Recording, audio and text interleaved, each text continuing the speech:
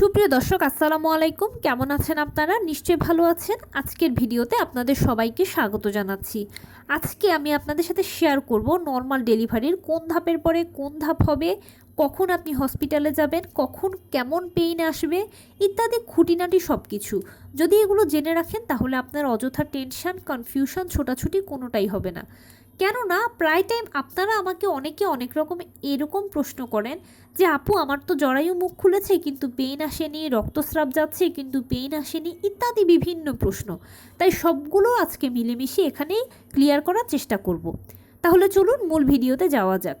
By the way, মূল ভিডিওতে যাওয়ার আগে একটা কথা বলি, আমি আমার চ্যানেলে pregnancy related, specially normal delivery related অনেক ইম্পর্টেন্ট তথ্য ভিডিও আকারে শেয়ার করে থাকি। এই তথ্যগুলো আমার পার্সোনাল এক্সপেরিয়েন্স ও আমার ডক্টরের সাজেশন থেকে নেওয়া। তাই আমার চ্যানেলটিকে যদি একবার আপনারা ভিজিট করেন তাহলে আপনারা আপনাদের প্রশ্নাতীত মনের অনেক প্রশ্নের উত্তর পেয়ে যেতে পারেন। আমন্ত্রণ জানাবো আমার চ্যানেলটিকে একবার ভিজিট করে দেখার জন্য। এবারে চলুন মূল আলোচনায় যাওয়া যাক।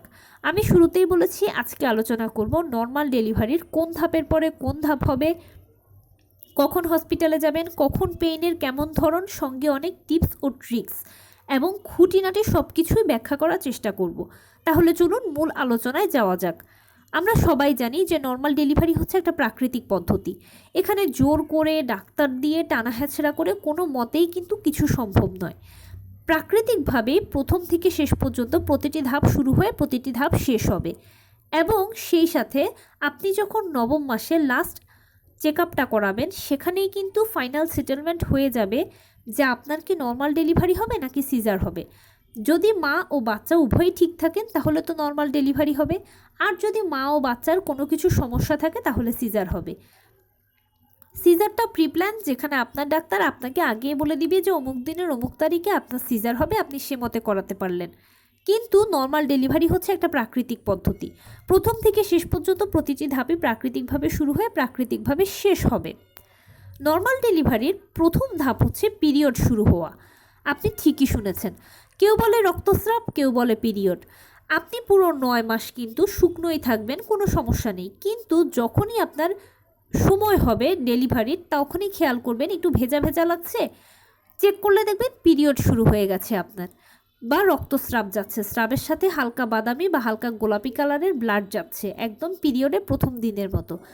আর নবম মাসে 37 থেকে 40 সপ্তাহ হচ্ছে নর্মাল ডেলিভারির আদর্শ সময়। কারো 37 সপ্তাহে ডেলিভারি হয়, কারো 38 সপ্তাহে হয়, কারো 39 সপ্তাহে হয়, কারো 40 সপ্তাহে হয়। যেই সপ্তাহেই হোক না কেন প্রথম ধাপ হবে পিরিয়ড শুরু হওয়া দিয়ে। পিরিয়ড শুরু হওয়ার কারো 5 থেকে 7 ঘন্টা, কারো আবার 13 থেকে 14 ঘন্টা, কারো আবার সর্বোচ্চ 24 ঘন্টার মধ্যে কিন্তু পানি ভাঙতে শুরু করে দেয়। এটা হলো দ্বিতীয় ধাপ। পানি ভাঙে কারো হালকা 1-2 ফোঁটা করে করে, কারো আবার তার থেকে একটু বেশি পরিমাণে। আমি বলি এ পর্যায়ে আপনারা হসপিটালে চলে যান। এ পর্যায়ে হসপিটালে গেলে যে সুবিধাটা হবে, প্রথম থেকে শেষ পর্যন্ত আপনি ডাক্তারের অবজারভেশনে থাকতে পারলেন, আর নিজের মনের মধ্যে কোনো কিন্তু হলো না, অযথা কোনো টেনশনও হলো না আপনার। ডাক্তাররাই সব কিছু সেখানে হ্যান্ডেল করবেন। কিন্তু যদি হসপিটাল আপনার বাসা থেকে দূরে হয় বা আপনি যদি সাহস করে বাসায় থাকতে পারেন, তখন সেক্ষেত্রে আপনার জন্য পরামর্শ হচ্ছে বিছানায় শটান শুয়ে থাকবেন। কখনোই বেশি পানি ভাঙতে দেওয়া যাবে না। যদি দেখেন যে ঝরঝর করে প্রস্রাবের মতো পানি ভাঙছে, অথবা পানি ভাঙাটা শুরুই হয়েছে ঝরঝর করে প্রস্রাবের মতো, তখন অতি দ্রুত আপনাকে হসপিটালে চলে যেতে হবে। কারণ বাচ্চারা মায়ের গর্ভে এই পানিটার ভেতরে ভেসে থাকে, বেঁচে থাকে। এখন ঝরঝর করে পানি ভাঙা মানে হচ্ছে কি, ভেতরে সব পানি একসাথে ভেঙে যাচ্ছে, বাচ্চা আর বেঁচে থাকবে না, সে গর্ভের ভেতর শুকিয়ে যাবে। এরকম অনেক বাচ্চা কিন্তু মারা যায়। সেজন্য কখনোই অত্যন্ত পানি ভাঙতে দেওয়া যাবে না। অল্প 1-2 ফোঁটা করে পানি ভাঙলে সেটা স্বাভাবিক, বিছানায় শটান শুয়ে থাকবেন। বেশি পানি ভাঙলে যত দ্রুত সম্ভব হসপিটালে চলে যাবেন। আর এ পর্যায়ে ডাক্তার হয়তোবা আপনাকে সিজার করানোর কথা বলতে পারেন, তবে একেবারে ধরেই সিজারের কথা বলবে না। চেষ্টা করবে যে দেখা যাক পেইন আসে কিনা, যদি না আসে তখন সেক্ষেত্রে সিজারের কথা বলবে। দ্বিতীয় ধাপ শেষ হওয়া সর্বোচ্চ 24 ঘন্টার মধ্যে তৃতীয় ধাপ শুরু হবে, মানে আপনার পেইন এসে যাবে। তবে এখানেও কারো দেখা যায় 5-7 ঘন্টার মধ্যেও পেইন এসে যায়, কারো আবার 13-14 ঘন্টার মধ্যেও পেইন আসে, কারো আবার সর্বোচ্চ 24 ঘন্টার মধ্যে পেইন আসে। পেইনটা প্রথমে হালকা হবে, এরপরে মাঝারি হবে, এরপরে ভারী হবে। পেইন কখনো এক নাগাড়ে হবে না। এটা থেমে থেমে হবে। কারো 10 মিনিট পর পর পেইন আসে, কারো 15 মিনিট পর পর পেইন আসে, কারো আবার আধা ঘন্টা পর পর পেইন আসে, যার যেরকম হয়। পেইন যখন আসবে তখন কয়েক সেকেন্ড থাকবে, এরপরে আবার একদম চলে গিয়ে আপনি পুরো স্বাভাবিক হয়ে যাবেন। এরপরে আবার যদি 15 মিনিট পরে আসার হয় পেইন আসবে, 2-1 মিনিট থাকবে, আবার চলে যাবে। এভাবে পেইনটা প্রথমে হালকা থাকবে, এরপরে সেটা মাঝারি পর্যায়ে যাবে, এরপরে সেটা ভারী পর্যায়ে যাবে। এই কাজটাও হতে কারো কারো 5-7 ঘন্টা লাগে, কারো কারো আবার কয়েক ঘন্টা লাগে, কারো কারো 13-14 ঘন্টা লাগে, কারো আবার 24 ঘন্টা লাগে। মানে পুরো হালকা পেইন থেকে মাঝারি পেইন, মাঝারি পেইন থেকে ভারী পেইন পর্যন্ত যেতে কারো এই সময়গুলো লাগতে পারে। যখনই পেইন আসবে তখনই একটা টিপস হচ্ছে একটু গরম গরম খাবার খাবেন, প্লাস পেইনটাকে একটু নিচের দিকে রিলিজ করবেন। নিচের দিকে রিলিজ করা মানে হচ্ছে আমরা যেরকম নিঃশ্বাসকে উপরের দিকে টেনে তুলে নিচের দিকে ছাড়ি, সেরকম এখানেও আপনি পেইনটাকে একটু নিচের দিকে রিলিজ করবেন, কোমর থেকে পায়ের দিকে রিলিজ করবেন। তাহলে কি হবে, পেইনটা দ্রুত বেশি হবে, দ্রুত বাড়বে।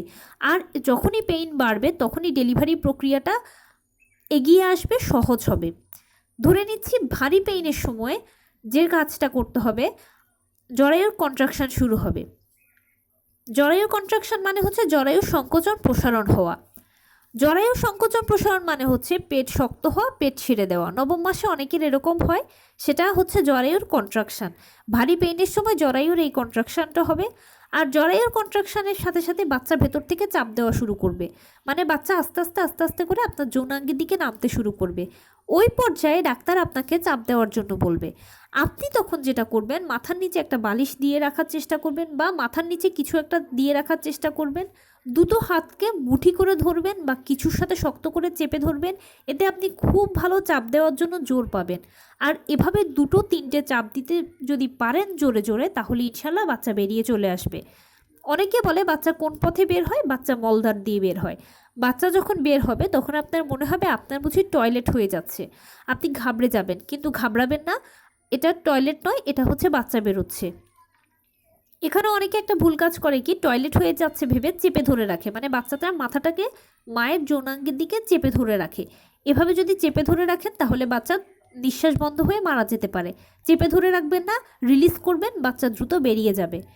বাচ্চা বের হওয়ার পরে শেষ ধাপ হচ্ছে প্লাসেন্টা ডেলিভারি হওয়া। সাকসেসফুলি প্লাসেন্টা যখন ডেলিভারি হয়ে যাবে তখন আপনার নর্মাল ডেলিভারি জার্নিটা শেষ হবে। সাইড কাটার ব্যাপারে একটা কথা বলি, বাচ্চার মাথাটা হচ্ছে 10 সেন্টিমিটার। এখন আপনার পেলভিস যদি 10.5 বা 11 সেন্টিমিটার পর্যন্ত প্রশস্ত হয় তাহলে কিন্তু আপনার সাইড কাটা লাগবে না। আবার যদি আপনার পেলভিসটা 9 বা 9.5 সেন্টিমিটার পর্যন্ত সর্বোচ্চ প্রশস্ত হয় তখন কিন্তু সাইড কাটা লাগবে। কারণ একটা স্বাভাবিক জিনিস চিন্তা করুন, বাচ্চার মাথা 10 সেন্টিমিটার, আপনার পেলভিস 9 সেন্টিমিটার বা 9.5 সেন্টিমিটার, এই পথ দিয়ে বাচ্চা বেরোতে তো অবশ্যই কষ্ট হবে। যদি টানাটানি করা হয় তাহলে বাচ্চা তো ঘাড়ের যেই রগটা, এই রগটা কিন্তু ছিঁড়ে যেতে পারে, আর তখন বাচ্চা মারা যেতে পারে। অথবা প্রচণ্ড প্রেসারে, বাচ্চার এবং আপনার প্রেসারে যৌনাঙ্গে এবড়োথেবড়োভাবে ছিঁড়েও যেতে পারে, কোনো একটা দুর্ঘটনা ঘটতে পারে। তাই আপনাকেও বাচ্চাকে সেফ রাখার জন্য ডাক্তাররা জাস্ট অল্প করে একটু সাইডটাকে ছেটে দেবে। যখন সাইডটা ছেটে দেবে তখন লিকুইড অ্যানেস্থেশিয়া তুলো দিয়ে ঘষে দেওয়া হবে। আবার যখন সেলাই করা হবে তখন লিকুইড অ্যানেস্থেশিয়া ব্যবহার করা হবে। আপনি বুঝতেই পারবেন না কখন সাইড কাটা হচ্ছে, কখন কি হচ্ছে। আর এরপরে ইনশাল্লাহ 2-1 ঘন্টার মধ্যে আপনি বাড়ি চলে আসতে পারবেন বাচ্চাকে কোলে নিয়ে। এভাবেই নর্মাল ডেলিভারি প্রক্রিয়াগুলো হয়ে থাকে। আর এই পুরো প্রক্রিয়াটা কমপ্লিট হতে কারো 3 থেকে 4 দিন সময় লাগে, কারো 2-1 দিন সময় লাগে, আর যদি ভাগ্য ভালো হয় তাহলে কয়েক ঘন্টার মধ্যেও হয়ে যেতে পারে। এটা ডিপেন্ড করছে আসলে কে কীভাবে প্রিপারেশান নিয়েছে। প্রিপারেশান মানে হচ্ছে আপনি যদি নিয়মিত হাঁটাচলা করেন, টুকটাক কায়িক শ্রম করেন, লো কমেন্টটা ব্যবহার করেন, পুষ্টিকর খাবার খান, ডাক্তারের সাথে সবসময় যদি ভালো মন্দ যোগাযোগ রাখেন, ডাক্তারের দেওয়া আয়রন, ভিটামিন, ক্যালসিয়াম ওষুধগুলো যদি নিয়মিত খান, তাহলে ইনশাল্লাহ ধারণা করছি প্রক্রিয়াটা খুব সহজেই হয়ে যাবে, আপনার কষ্ট কম হবে। আর যদি একটু কুড়েমি স্বভাবের হন, যেমন ধরুন একটু শুয়ে বসে থাকা বেশি পছন্দ করেন, হাঁটা চলা পছন্দ করেন না, তখন সেক্ষেত্রে অবশ্যই আপনার প্রক্রিয়াটা দীর্ঘ তো হবেই। তো এই ছিল আজকের ভিডিও। কেমন লাগলো বলুন? যদি ভালো লেগে থাকে ও হেল্পফুল হয়ে থাকে তাহলে প্লিজ লাইক, কমেন্ট, শেয়ার করতে একদম ভুলবেন না। আর সেই সাথে আমার চ্যানেলটিকে সাবস্ক্রাইব করার বিনীত অনুরোধ রইল। পাশে থাকা বেল আইকনটি ক্লিক করে দেবেন যেন আমি ভিডিও আপলোড করার সাথে সাথে আপনারা নোটিফিকেশান পেয়ে যান। যদি কোনো প্রশ্ন থাকে কমেন্টসে জানাবেন, আমি রিপ্লাই দেব।